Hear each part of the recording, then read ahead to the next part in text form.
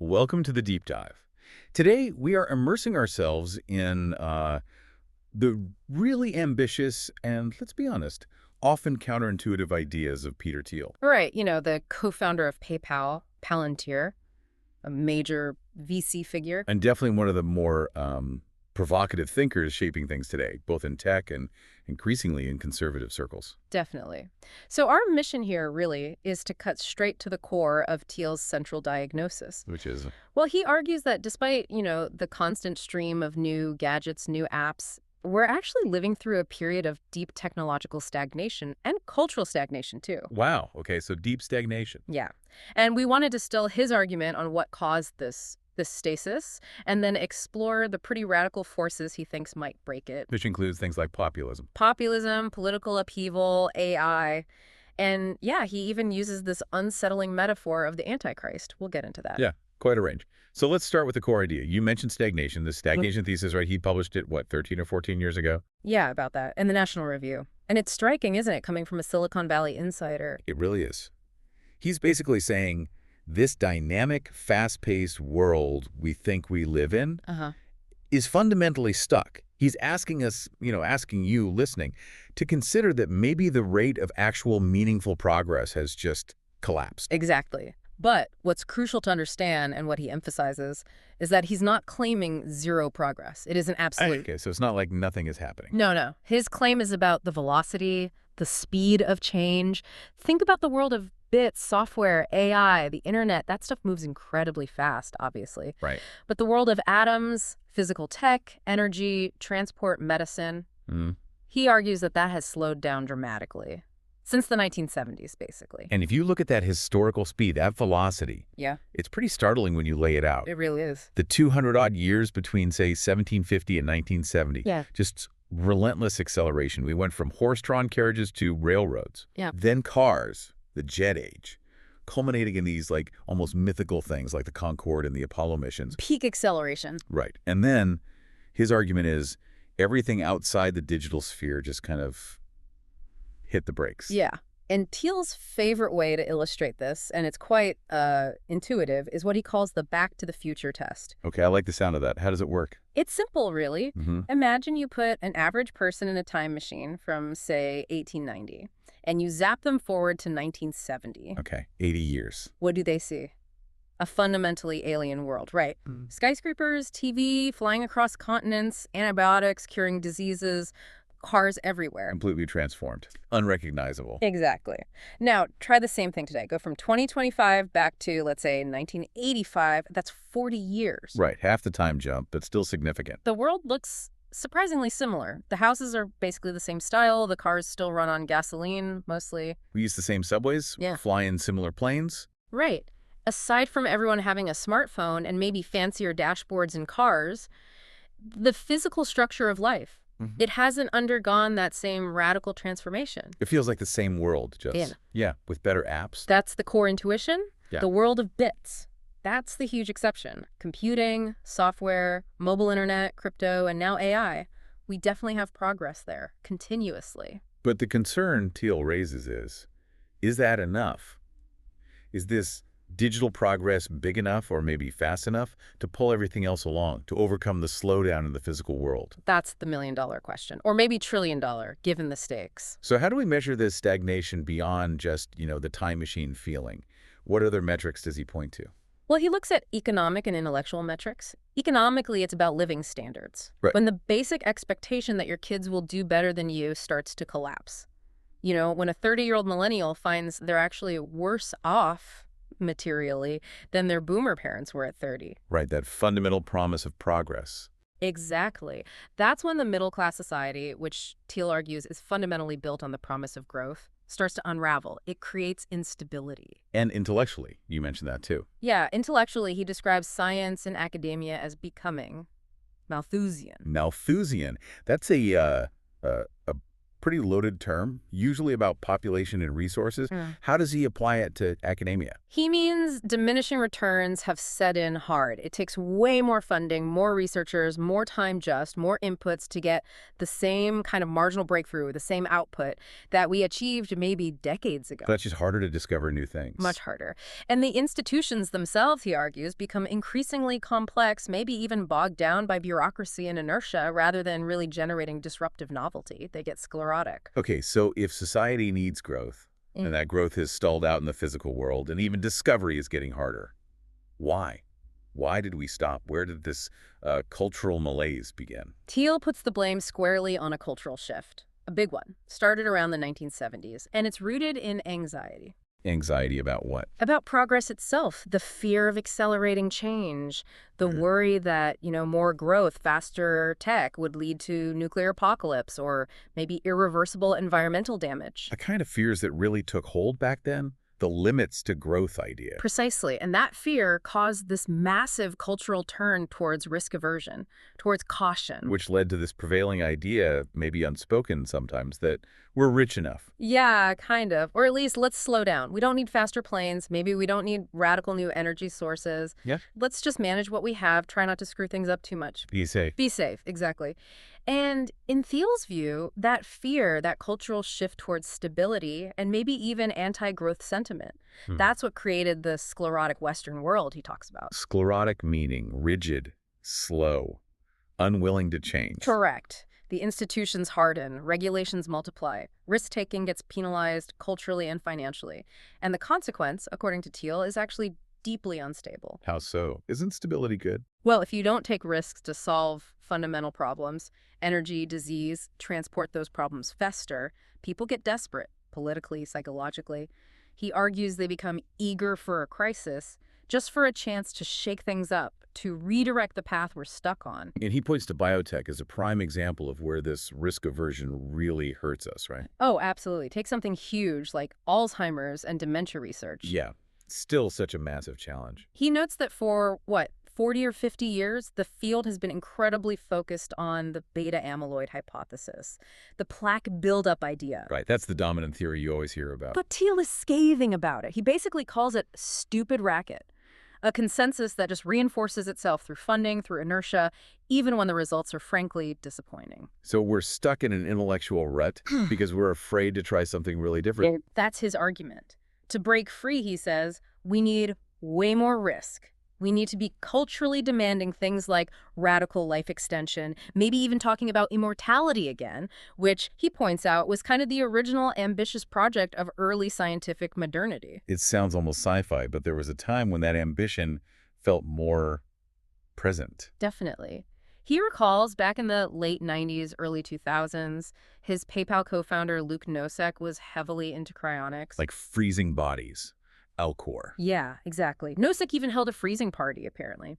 Thiel says that the boomers maybe, were kind of the last ones who truly believed science was just going to cure all their diseases within their lifetime. And younger generations, millennials, Gen Z, they just don't expect that anymore. He thinks that belief has largely faded, which is a profound cultural shift. And that failure, that perceived failure of science and technology to deliver on its biggest promises, that's what forces Thiel's pivot towards politics. Okay, so if the world of atoms is stalled, if science is stuck. How do you inject disruption? How do you break the sclerosis? He concluded that politics may be supporting really disruptive figures like Trump or J.D. Vance, who he backed heavily.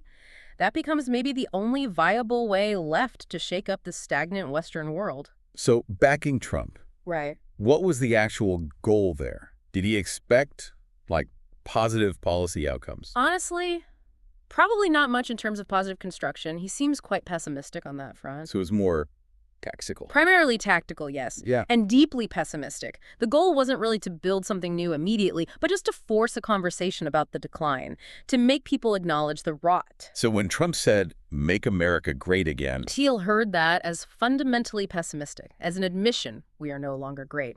It forces the issue of stagnation onto the table. It's an admission of failure, which Thiel thinks is the necessary first step. and this connects to that broader trend we've seen, right? Tech figures like Elon Musk, maybe even Zuckerberg to some extent, shifting towards or engaging with the populist right. Exactly. Thiel links it directly to the stagnation issue.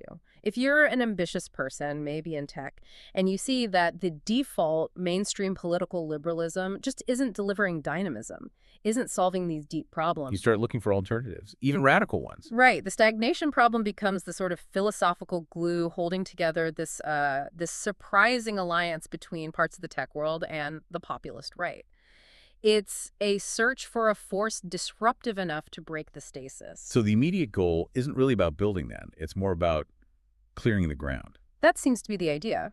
A deregulatory, deconstructive phase. Thiel sees populism as maybe the best option, or perhaps the only option, for radical change because existing institutions, universities, regulatory bodies like the FDA or NRC are just seen as completely stuck, part of the problem. So use politics to disrupt them. Yeah. Clear the field. For instance, deregulate nuclear power dramatically, or push back hard on barriers to genetic research. Only after this kind of destructive clearing phase can you maybe start thinking about actual construction again. Okay, that's a stark view of politics. Now let's shift to the big exception he acknowledges, AI. Ah, yes, artificial intelligence. The great hope, maybe. He definitely doesn't dismiss it, right? But his take seems careful. It's very nuanced. He doesn't see it as, the singularity arriving tomorrow and solving everything. His assessment is more like AI is more than a nothing burger and less than the total transformation. Okay, somewhere in the middle. He sort of compares its potential impact, maybe roughly, to the internet back in the late 90s. Significant disruption, maybe adding something like 1% to GDP growth, perhaps. Which is big economically, but not. Not a silver bullet that fixes 50 years of stagnation across the board. Not a panacea that suddenly cures cancer and gives us fusion power overnight. And he seems aware of the danger in pinning all our hopes on it. If AI is, like he says, the only thing we have left that's really moving. Right. He'll take it, because what's the alternative? But he absolutely acknowledges that relying so heavily on this one single, mostly digital breakthrough, it creates a really unhealthy imbalance, and it carries its own huge risks. What kind of risks, besides the obvious ones people talk about? Well, one fascinating thing is his deep skepticism of what you might call the superintelligence cascade theory. Which is the idea that The idea that once we invent a sufficiently smart AI, it will just automatically figure out all our atom world problems. Like it'll just tell us how to cure Alzheimer's or design perfect fusion reactors or build Mars colonies. Boom, boom, boom. that sounds pretty good. Why is he skeptical? Because he argues the ultimate gating factor, the real bottleneck for progress, isn't raw IQ points, it's cultural. Meaning, our society's willingness to actually do the radical things a super AI might suggest. Precisely. If our society is culturally allergic to risk, if it doesn't tolerate what he calls heterodox smart people, or maybe heterodox smart AIs implementing genuinely disruptive ideas, Then even a godlike AI will just hit the same regulatory wall, the same cultural no. exactly. If the society blocks the application of intelligence through risk aversion, through regulation, through committees, the physical world won't change, no matter how smart the AI proposing the changes. The intelligence gets neutered by the system. So his real fear about AI isn't just runaway intelligence, it's conformist intelligence. That's a huge part of it. That AI could actually deepen the stagnation if it ends up being merely conventionally smart. Good at passing tests, but not truly creative or disruptive. Yeah. He once likened a conformist AI to the Netflix algorithm. It's great at generating infinite variations of things you already kind of like, infinite okay ideas, optimized for existing preference. But it doesn't invent a whole new genre. It doesn't tackle the deep, complex, maybe politically unpopular problems that require genuine intellectual risk-taking. Exactly. It just gives you more of what's already safe and acceptable. So while he thinks AI is still better than the alternative, which is just continued stagnation. Right, better than nothing. Better than nothing. But this deep cultural aversion to disruptive change, this overwhelming desire for order and safety above all else, this leads him to his ultimate, and maybe most provocative, thought experiment. And that's where we get into this concern about existential risks and how they might lead to total political control, framed through the Antichrist metaphor. That's the one. Thiel worries that fear itself, fear of nuclear war, fear of climate catastrophe, fear of uncontrolled AI, all the big X risks people talk about always seems to push toward the same political solution. Which is? Centralized control.